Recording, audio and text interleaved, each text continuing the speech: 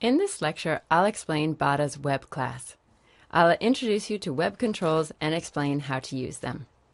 A web control is a UI component that runs the web browser function. The APIs in the web control require the web_service privilege. Supported functions include loading control functions, navigation functions such as moving back and forward, a search function for the page, functions to get the element in a specified location, and functions to interface with JavaScript. The iLoadingListener class is used to notify the application of various situations that may occur while using the web control. The iLoadingListener class provides the current loading progress as a percentage and notifies the user of the progress when loading has started, completed, and canceled. Additionally, there are functions to notify when the web page title and data have been received and to notify errors. For some web pages, authentication may be required. Functions to notify the application that authentication is necessary and to get the authentication information are also provided. And there's a listener function to determine whether to only display or transfer data to the application. To download and save web content to an external storage device, the iWeb Download Listener is used. As mentioned earlier, the listener is only used when the onWebDataReceived function returns web_decision_download. The listener functions onWebChunkedDataReceived, onWebDataDownloadComplete, and onWebDownloadFailed are available.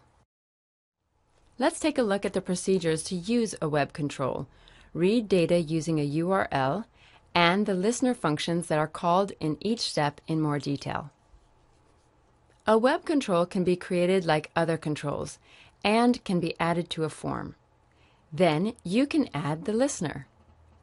After that, if you specify the URL using the load URL function, the onLoading requested listener function is called. This listener function determines whether to load the web page or not, and the decision is returned.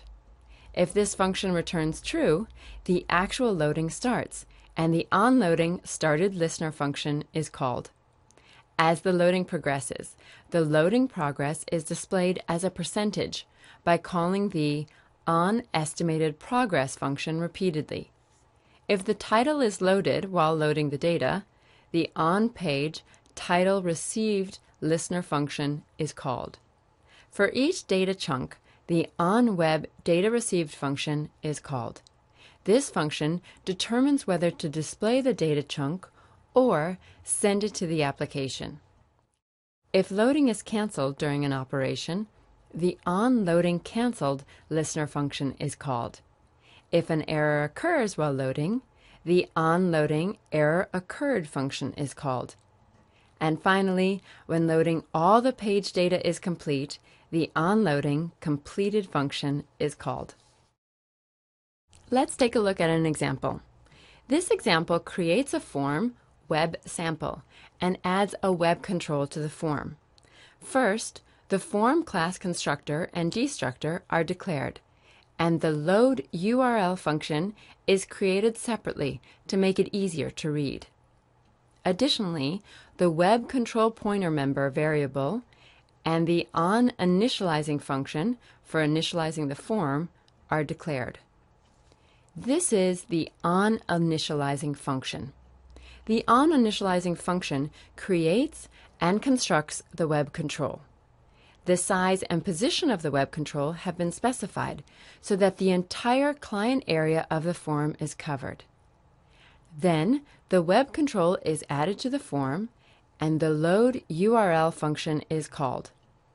In the load URL function, the URL is created as a text string, and the load URL function of the web control is called. In this way, you can add the web browser to a form. Now, let's have a look at an example of how to interact with JavaScript. The map.html file here has the My Options variable. There are zoom, disable default UI, and center values. Among them, let's have a look at how we can adjust the zoom level. The load URL function from the previous example called the load URL function of the web control, so that the map.html file in the res folder is red. The evaluate JavaScript n function of the web control changes the zoom level by giving the value 10 to the set zoom function of the map class. To change the contents of the screen, you have to redraw the web browser. Now, let's sum up the web class. A web control is the class used to create a web browser that can be embedded in the UI and provides navigation, downloading, and JavaScript interfaces.